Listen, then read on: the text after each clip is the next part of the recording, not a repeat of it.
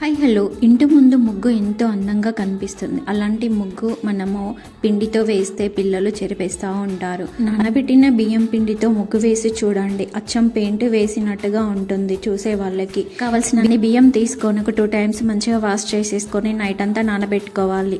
Next day morning మనం నానబెట్టుకున్న బియ్యాన్ని గ్రైండర్ బౌల్లోకి తీసుకొని కొన్ని వాటర్ యాడ్ చేసుకొని మెత్తగా గ్రైండ్ చేసుకోవాలి. గ్రైండ్ చేసుకున్న పిండిని కాటన్ క్లాత్లో వేసేసుకొని వాటర్ పోయేంత వరకు ఉంచుకోవాలి.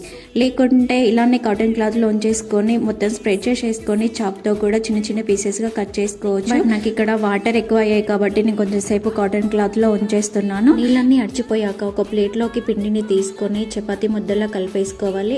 పల్చగా రౌండ్గా ఇలా ముద్దలుగా చేసుకొని ఎండలో పెట్టుకోవాలి. నచ్చిన విధంగా చేసుకోవచ్చు. పల్చగా చేసుకుంటే ఏంటంటే తొందరగా ఎండిపోతాయి 1 dayలో.